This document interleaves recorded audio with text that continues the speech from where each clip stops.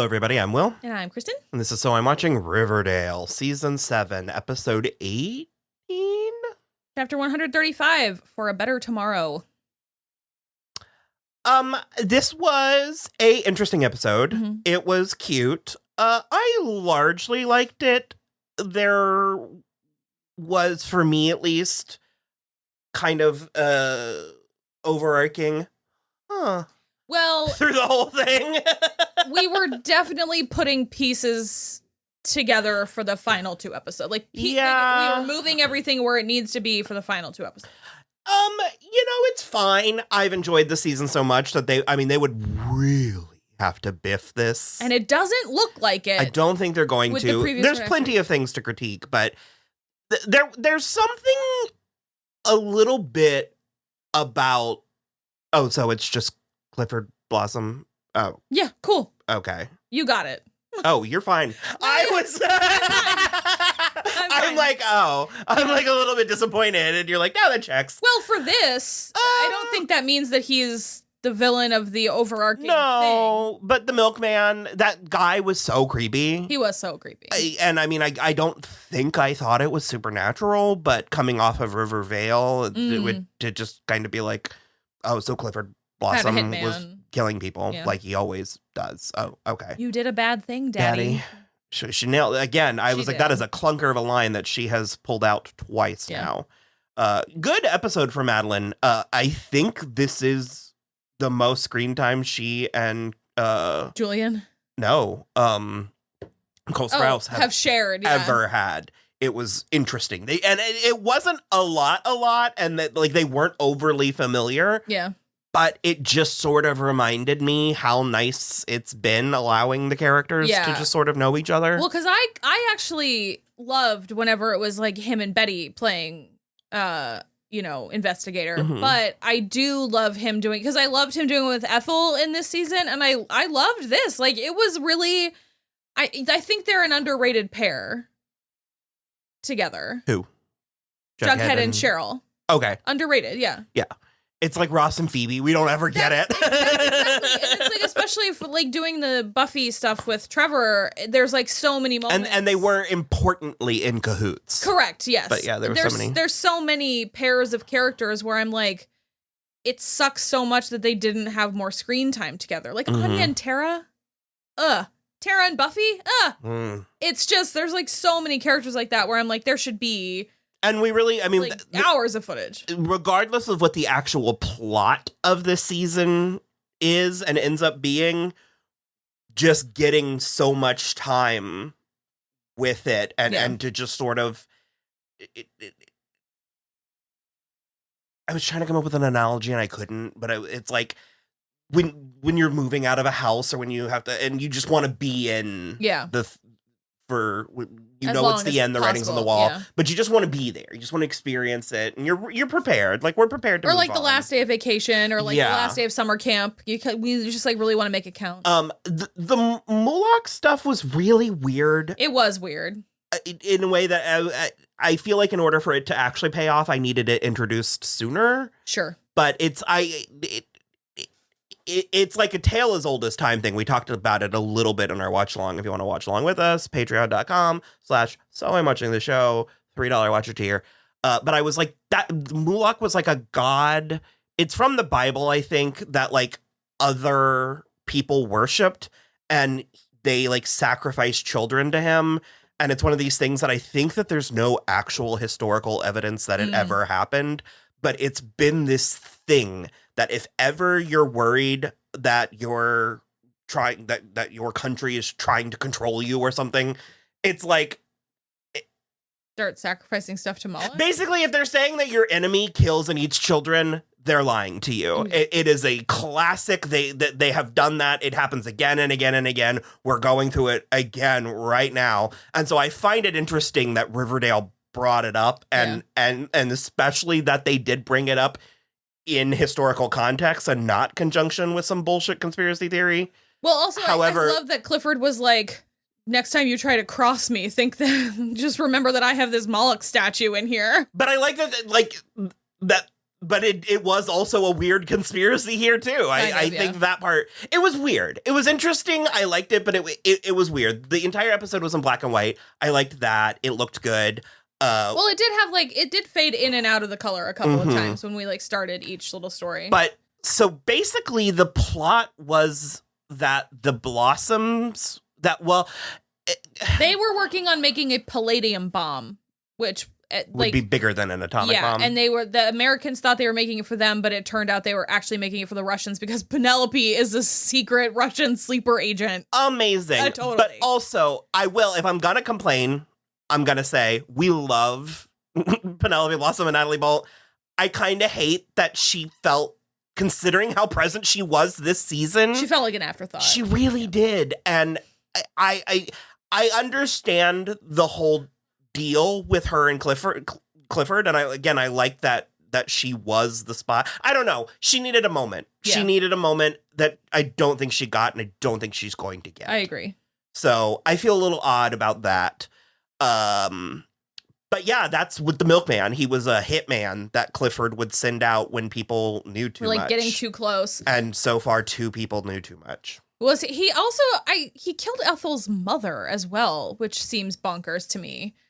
I mean, you don't want to leave, though. Yeah, I feel like there was an easier way to do it, but whatever. It was strange. Ethel's presence this season was also strange. I enjoyed it. I think it was a nice sentiment. Yeah. I think that's kind of, and that's what I've liked. That's been my favorite part about this final season, is that they've kind of reevaluated what they had. And Ethel's a character that we've had issue with how they've handled and treated her over the years. And so I do think it is interesting kind of coming in and giving her this big arc this final season. And I mean, not for nothing, she gets to ride off into the sunset with her beau, Ben. Yeah, love it. Fucking get it. What did he call her? He called her something. Love bug. Yeah. So cute. You were living all of the Ethelness. I was living for the her little thing. Dress. Her little dresses were really cute. Her little coupe that she won from the Miss Teen Riverdale pageant was cute. She had a really lovely kind of closing moment with the girls and Alice and Jughead. I'm so glad that they didn't hit it too hard. I was terrified she was going to call Alice mom or something. Oh, yeah. No, Alice is Miss Cooper. I'm sorry. Well, she's Hal's daughter. That's the big spoiler. Because she's trying to take the driver's test, which, I don't know. Did she pass it? Did Betty ever find her birth certificate? She went looking. Went to the house looking for it. The DMV needs her birth certificate. Anyway, she went to the house looking for it. She was still on paper back now, then whatever. And then she basically found a bunch of receipts of Hal sending $25 a month to the Muggs family. And so Betty was like, hey, what's up with this? And this photo of you holding baby Ethel. And she basically was like, you're her father, aren't you? And Betty was just like... Ethel took it on the chin. I would feel a little weirder. I would feel a little bit sort of like a cast off. Sure. Because, I mean, from what little we knew about Ethel's parents, they were terrible. They blew hard. So, but, I mean, glimmer in her eye. That's not even... No, and they were like, we'd like to formally adopt you. And she was like, no, thanks. I'm going to go to Hollywood. Bye. It was very Britney with the perfume commercial that I make my own destiny. Yeah. So we got what I guess is the culmination of Alice and Betty's arc. Yeah. I mean, I think it's a little easy. I think we could have done more. We could have resolved it a little slower, started the resolution a little sooner. But she basically just was like, this is why you've been so weird.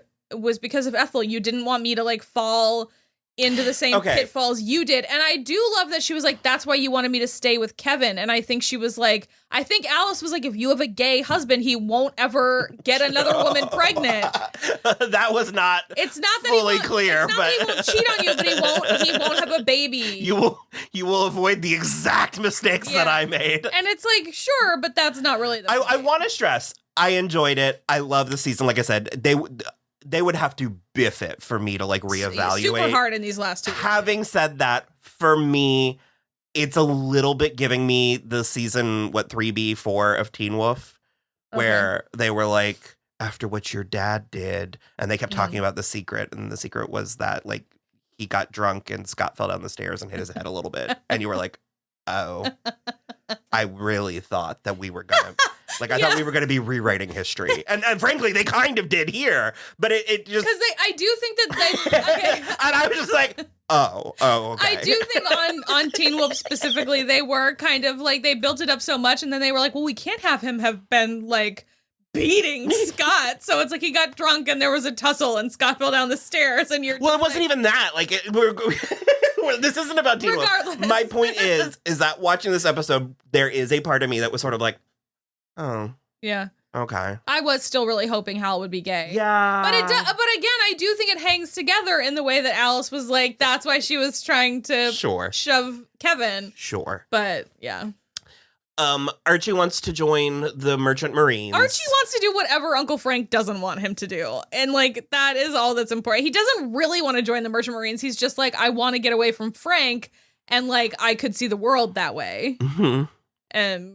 But also the way these kids make decisions where he just like sees Kevin and Clay tying knots to practice for joining the Merchant Marines.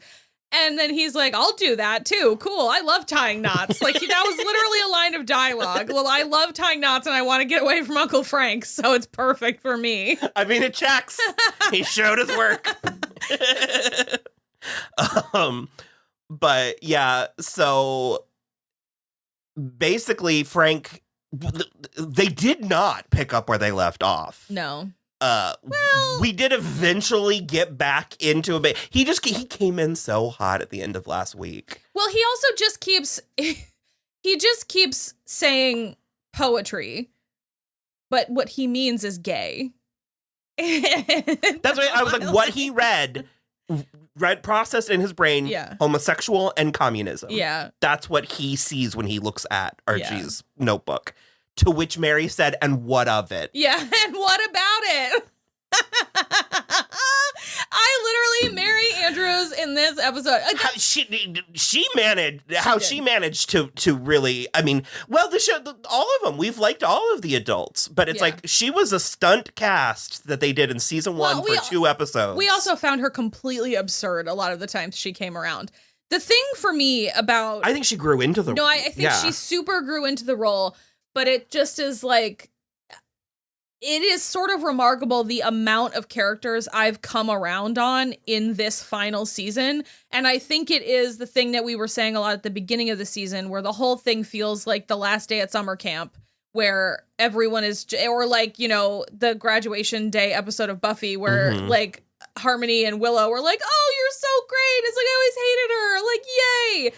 And so I think a lot of them felt really free to kind of actually like dig into these characters that haven't really been much before. Well, I was going to say, if we want to talk, and I think this is frankly a point that you have made buku times, and I'm going to make it now and act like it's my observation. Yeah.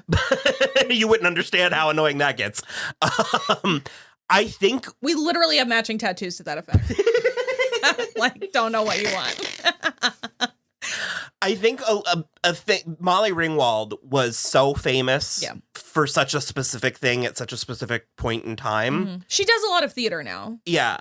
Well, the reality is she's a working actress. Yeah, she's great. She is a successful working actress who just happened to be very famous at a specific point in her career. Yeah. And I think because of that, people kept, and maybe even she herself, kept putting herself in that box, in the ingenue box.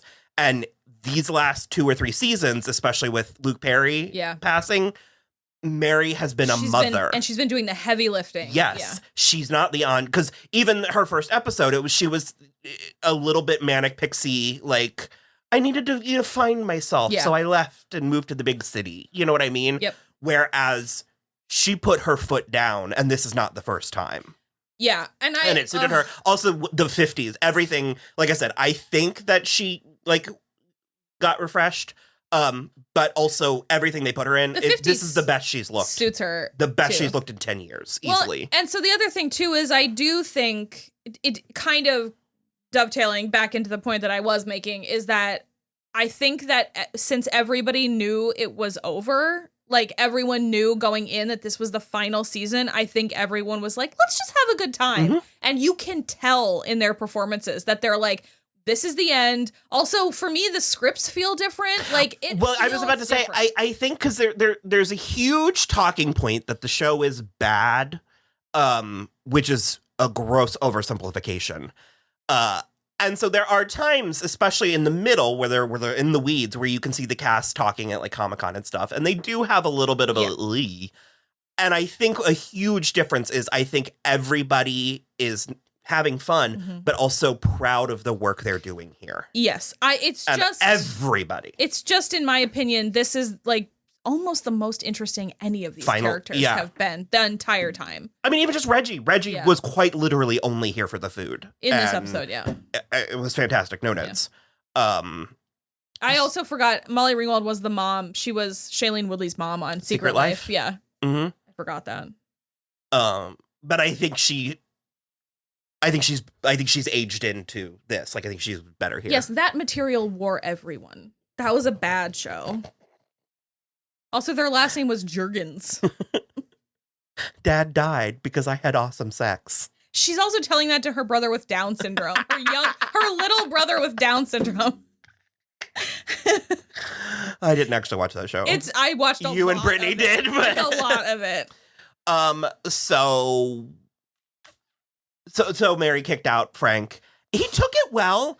Okay, here's something that I will say. There was also just so much more like gay coded stuff because I kind of loved it. Because he was like, Archie was like, because Archie's not gay. He's not, and he was like, well, I'm gonna do this or that, and Mary was like, or you could help me in the dress shop if you like, blah blah blah. That's just like a perfectly fine summer job for a boy who doesn't have anything else going on. And Frank just was like, do you hear that? Gonna work in a dress shop, you girl. That's what I think. Some of the Frank, because we've talked a lot about Frank, and he's a strange character, and we've chronicled so hostile. Well, we've chronicled his presence, but to the hostile point, the actor was playing these scenes so menacing. Yeah.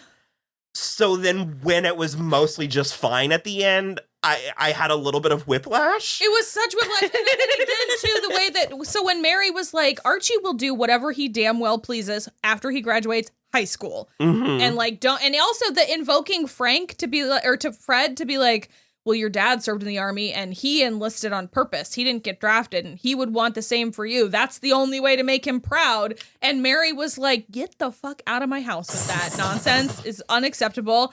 And Archie will do whatever he pleases after he graduates high school. But there also was like, shit, I totally lost my point. What was the other thing? He did something else that was like really menacing in this episode.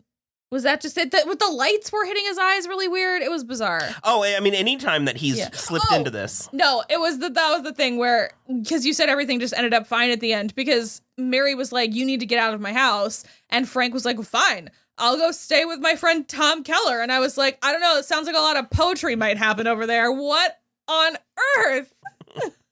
I would love that. Sounds a little poetic, going to shack up with your good friend with the sheriff. Tom. Yeah, Sheriff Keller. I love Tom Keller. Used to bizarre effect this season. Yeah, I think that he was best used in like 1 and 2 and maybe whenever 3. He married Sierra. Yeah, I'm sad that we didn't get any Sierra. And the thing is, it's like I would understand on. Well, we don't have Josie. Yeah, I would get that, except she was in. They brought her back for like an entire season that Josie was not in. Yeah, it was like season 4, Sierra was like, but Josie's not from River. This Josie wasn't from Riverdale, right. So it like doesn't. She would have to be Sierra something else. Like, okay. Yeah. I just think I think more people cared about Ashley Murray than cared about. I'm just saying. I mean, if we're just gonna say, yeah. I can't. What is her name? Gibbons. I can't think. The actress Robin Gibbons. Yeah. She also plays a very funny role on Suburgatory. So we didn't specifically say anything about Alice and Betty's scene. It was beautiful. I like no notes. I mean, it was nice. And I think having everything like getting to the point for Alice that she was like, Hal, just forget it. Just tell her. She already knows. It's too late now. It's better to be out in the open. I think having all the cards on the table for Alice was literally all she needed in order to connect with Betty again. Because she is, that's a shameful secret for Alice to know that her husband stepped out with the maid. It's tacky and cliche. And then that she had a child, and then that child goes to school with Betty. And like, it also makes it make sense why Alice sent Ethel to the Sisters of Quiet Mercy. Like, it's despicable, but it makes sense. And so I think. Well, and also, I mean.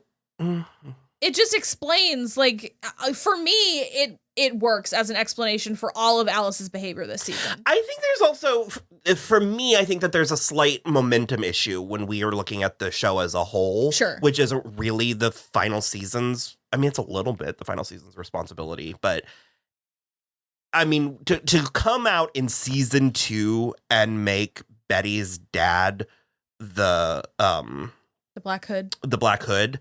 That is a level of menace and villainy. It sets a precedent. To just have him be like a low-key cheater.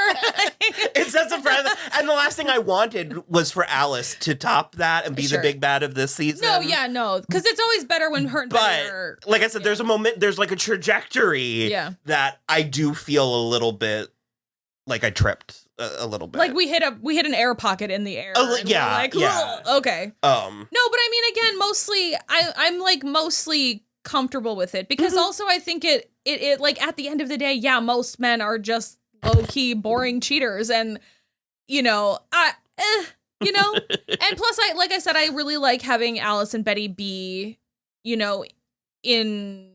Not cahoots, but just like comfortable and like they have together. They truly do, and I mean we wax poetic about it frequently, but they have the word that I have in mind is like soulmate, and that's not what I mean. But they have like a soul contract thing where if you were breaking down, if you were diagramming or like outlining the show, it's like or just doing like a relationship bubble chart. It's like Betty and Alice is one of her top. It's like the key relationship. Yeah. And again, I do want to reiterate that I do feel which I think was I think was sort of a little bit of an embarrassment of riches or like a gift that fell into the show's lap. I agree. And I do think that like it makes enough sense, like because we are watching Desperate Housewives, so it does kind of go to that too, where the Brie part of it where stay tuned. I think September is when that's gonna start coming out. I feel like Alice, in trying so hard to cling to this outside perception of what people think of her family and trying to keep, their like perfect suburban family facade operating, she like had to keep Betty at an arm's length. And again, I do also think the like, I'm afraid you're going to make the exact same mistakes as me is actually like a kind of okay 50s mentality for a housewife that doesn't know any better. And so when she sees Betty acting like a human adult woman making her own decisions and stuff, she's like, I am afraid that you are going to do the exact same things as me because they are like a mirror for each other. Like all Alice sees when she looks at Betty is her younger self who went for Hal and fell in love and did everything she's supposed to, and he cheated anyway. And I mean, Archie would literally never. But the fact that she was afraid that Archie might, it makes sense. I'm not saying it wasn't rushed. I'm just saying, for me, it all hangs together, and I'm fine with it. I think it largely does. We have 2 more episodes, so we'll see. But like I said, it just my takeaway or my response to this was sort of like okay. And I do, I mean, because again, to say it again, I think there's not really any more. Veronica didn't do anything in this episode. No, not really. There was such a ghoulishness to the milkman. Like we started. And especially because, I mean, we're quite literally out of time. Like we're dealing with very science fiction, tropes. Just to have it be so human and so like just very mundane. It feels in the moment, I think it feels wrong in a way that when you take a step back and look at it as a whole, it's like, oh, of course. Yeah, of course. So, yeah, largely pleased and excited and sad to continue. But were there any other I don't think so. I went looking at the characters. We got Archie, bunker. Betty. We did put the bunker in play. That face that Dilton Doily made was so fucking funny. When Jughead was like, "Do you know something?" And he just was like, like it was such a face journey he went on. It was hysterical. It was a lot more subtle than whatever I just did. But even just because it's like this will be the last thing I say. Bringing these people back, Ben and Dilton, and to a lesser extent Evelyn. Ben was he?